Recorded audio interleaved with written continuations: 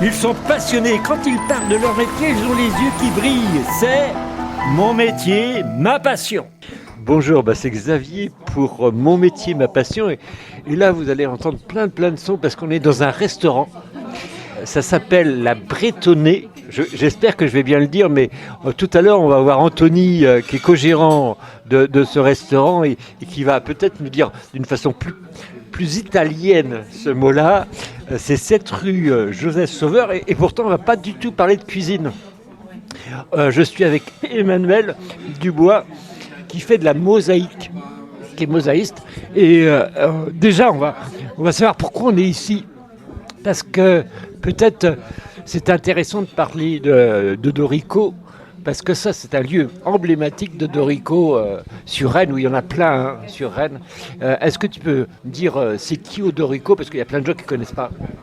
Oui, bien sûr. Du coup, Odorico, c'est pas qu'une seule personne, on va dire, même c'est une famille en fait italienne qui vient de la région du Frioul et en fait qui s'est installée en Bretagne suite à un chantier à l'Opéra Garnier.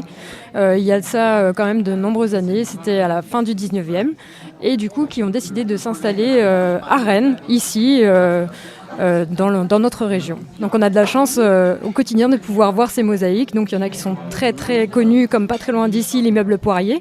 Et puis il y en a d'autres un peu moins connus et qu'on découvre encore tous les jours sous des tapis, enfin sous des parquets, on va dire plutôt lors de rénovation. Mais c'est vrai qu'il y en a un sacré paquet. Et il me semble également que la piscine, c'est Odorico, ou la piscine emblématique à côté de la Madeleine. Hein. Oui, c'est ça, la piscine Saint-Georges, en effet. Oui, c'est très connu des Rennais et même de tous les gens de l'Ille-et-Vilaine. Donc c'est pour ça que je voulais la citer parce qu'elle est facile à visiter en plus. Oui, exactement. C'est la piscine où j'ai appris à nager même, on peut dire. Déjà quoi. Alors, comment tu es arrivé à la mosaïque ? Raconte-nous déjà peut-être ton parcours scolaire, parce que sans doute ça vient un peu du parcours scolaire ou d'un hobby. Est-ce que tu étais déjà destiné à faire de l'art ? Oui, en fait, on peut dire ça parce que j'ai commencé mes études dans l'art puisque j'ai choisi de faire art plastique et puis je me suis spécialisée dans le graphisme et aussi avec une spécialisation aux Beaux-Arts de Rennes. Donc on peut dire que oui, j'étais un peu prédestinée à faire quelque chose de créatif dans ma vie. En tout cas, j'aurais toujours fait des choses créatives, même si ça n'a pas toujours été mon métier. Et aujourd'hui, j'ai toujours un métier, on va dire, créatif à côté de la mosaïque. Mais voilà, c'est vrai que j'étais un peu prédestinée, et sûrement grâce à mes parents et à ce qu'ils m'ont appris ou transmis aussi, et leur côté créatif. Mais voilà. Et donc il y a de l'ADN un peu dedans. Je voudrais savoir, c'est pour les jeunes qui recherchent, etc. Est-ce que tu as fait un bac où tu avais une spécialité art plastique ou ça n'existait pas encore ? Alors en fait ça devait sûrement exister, mais j'avoue qu'à l'époque j'ai un peu choisi au dernier moment parce qu'on ne parlait pas autant d'orientation qu'aujourd'hui. Et en fait j'avais... C'est marrant, mais un choix à faire entre ma passion à l'époque qui était aussi le sport, puisque j'étais sportive de haut niveau. Donc tout le monde me prédestinait à avoir une carrière de sportive de haut niveau. Quel sport ? Bon, ça m'intéresse. Le basket, même si je suis pas très grande. Ah non, t'es pas grande du tout. Et c'est un truc de fou, mais si, je vous jure, j'ai joué en équipe de France et tout ça, donc tout le monde croyait que j'allais faire une carrière sportive. Et en fait, contre toute attente, j'ai choisi... de me diriger dans le milieu de l'art, puisque je ne me voyais pas faire en fait de ma passion sportive un métier. Mais voilà, j'ai choisi en fait juste au bac mon orientation. Mais aujourd'hui, il existe des filières artistiques avec des classes spécialisées. Il y a beaucoup d'écoles aussi indépendantes qui proposent des cursus artistiques, mais c'est vrai que la formation classique, art plastique et beaux-arts, je pense que c'est quand même une voie un peu royale. Je sais pas. Je vais le dire. Voilà. Alors, après le bac, tu as fait une licence ou tu es direct, je sais pas, c'est pour les jeunes pour qu'ils comprennent comment ça marche, quoi. Il faut faire une licence avant d'aller aux Beaux-Arts ou est-ce qu'on peut aller aux Beaux-Arts direct, etc. Alors enfin, je vais peut-être dire des bêtises parce que ça a peut-être changé, mais à mon époque, on pouvait rentrer aux Beaux-Arts sur concours. Et après, moi, j'avais une passerelle avec la fac d'art plastique, donc je pense que ça existe toujours. Et en tout cas, pour les jeunes qui voudraient se diriger vers cette voie-là, je pense que déjà, il ne faut pas hésiter à aller rencontrer des artistes ou des créatifs et aller les voir travailler, voir leur environnement, voir les gens avec qui ils ont affaire au quotidien pour voir si c'est un métier qui pourrait leur plaire. Et ne pas hésiter à frapper aux portes et à aller se renseigner et voilà, pour vraiment se rendre compte de tout l'univers d'un artiste, par exemple. Alors c'est vrai que quand on va aux Beaux-Arts ou dans des structures aussi précises que ça, si on ne montre pas un intérêt majeur, on ne sera jamais pris. C'est ça aussi quand même. Oui, c'est sûr, il faut que ce soit quand même une envie forte. Ouais. Voilà, on va venir à ce que tu fais.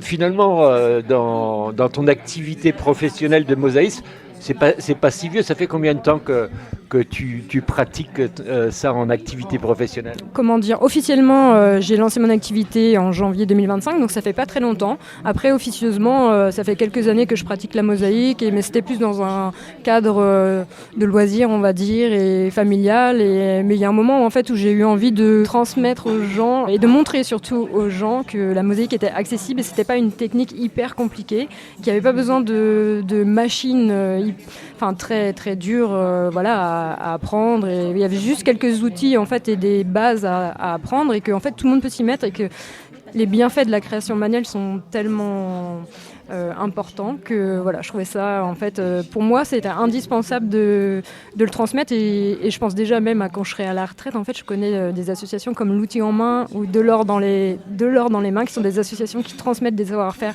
aux plus jeunes et j'aurais vraiment envie de faire ça quand je serai plus vieille.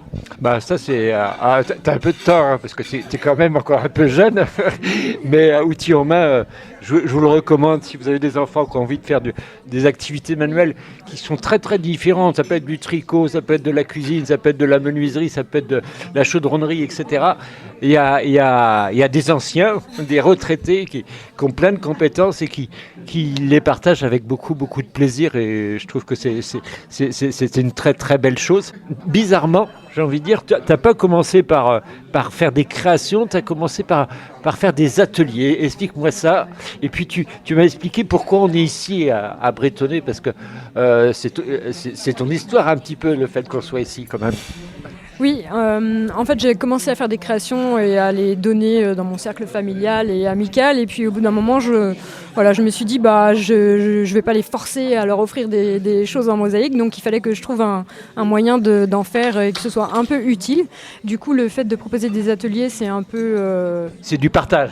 Voilà, donc j'ai commencé à essayer de mettre ça en place et puis un jour j'ai été manger ici à la crêperie Bretonnay et en partant je leur ai demandé si je pouvais laisser un flyer parce que je faisais de la mosaïque et que je trouvais que c'était le bon endroit et du coup c'était tellement le bon endroit que eux-mêmes m'ont proposé de faire des ateliers dans leur crêperie entre deux services donc l'après-midi et depuis 1 an du coup je propose des ateliers ici et dans un autre endroit qui est aussi un lieu exceptionnel au Château des Pères. Ouais, le Château des Pères qui est maintenant hyper connu sur l'île Yrienne parce qu'ils font beaucoup beaucoup de choses culturelles et ça c'est très très important. Donc bien entendu la Bretonnay il y a de l'odorico dedans, hein, c'est pour ça. Et tu disais également que quand dans la ville, il y a des visites guidées et ça se termine souvent à la Bretonnay, c'est ça?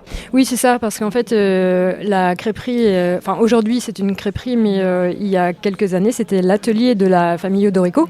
Donc en fait, on trouve encore des vestiges des mosaïques qu'ils ont posées ici dans cette maison, qui servaient à l'époque un peu de vitrine à leurs clients. Donc on peut remarquer quand on regarde un peu au sol et sur les murs, différentes façons de poser la mosaïque, et c'était en fait pour montrer tout son savoir-faire. Donc la pièce la plus connue aujourd'hui c'est la salle de bain qui est faite de mosaïque dorée qui a été refaite par une autre artiste mosaïque rennaise, mais en fait il y a vraiment beaucoup d'endroits dans la crêperie qui ont gardé les vestiges de mosaïque de l'époque et donc c'est un lieu assez particulier et donc la ville de Rennes propose des visites et qui finissent souvent ici. Alors, tu peux me dire, l'atelier par exemple à la Bretonnay, c'est toutes les semaines, c'est une fois par mois, c'est quand ? Alors maintenant, depuis quelques mois, c'est 2 fois par mois, souvent le samedi ou le dimanche, et toujours par contre à la même heure, de 15h30 à 17h, plus après il y a un petit goûter, donc une crêpe et une boisson offerte. Ça, c'est cool. Dans un resto, autant profiter de ce qu'on peut avoir sur place. Donc en plus, le travail des chefs ici est quand même assez remarquable. Donc je viens d'y manger aussi. Moi, je connais bien, ça m'est arrivé de venir manger ici, c'est très bon. Donc, en dehors des yeux, il y a aussi le goût et les odeurs qui sont magnifiques. Qu'est-ce que tu fais dans les ateliers? En fait, je propose des supports. Donc je fabrique moi-même des supports pour que les gens puissent repartir avec un objet fini, qui soit décoratif ou à offrir. Parce que en fait, je trouvais ça important qu'à la fin de l'atelier, les gens puissent avoir vraiment quelque chose de fini et pas juste... en fait, entre deux services, on n'a qu'1h30, donc voilà, c'est pas énorme pour faire de la mosaïque, c'est même très réduit. Donc j'ai conçu des supports spéciaux en fait pour que les gens puissent quand même réussir à avoir un objet assez beau et fini en 1h30. Mais par exemple, moi j'ai envie de faire de la mosaïque, mais je veux faire un gros truc. Je peux venir plusieurs fois pour finir ce gros truc-là ou pas? Alors pour l'instant, c'est pas possible. Du coup, aujourd'hui, je propose juste d'apprendre les bases de la mosaïque. Et le jour où j'aurai un atelier à moi, oui, ce sera possible. Eh bien voilà, ainsi se termine cette première émission avec Emmanuelle Dubois. Sur les mosaïques et la semaine prochaine on la retrouvera bien entendu parce qu'elle a encore plein de choses à nous dire. Elle nous parlera de street art, de mosaïque, d'ateliers, de construction, de projets, de matériaux, de Chine aussi pour aller trouver toutes ces mosaïques, des outils qu'on va utiliser et puis on l'écoutera avec beaucoup de plaisir. Je vous dis à la semaine prochaine pour retrouver Emmanuelle Dubois.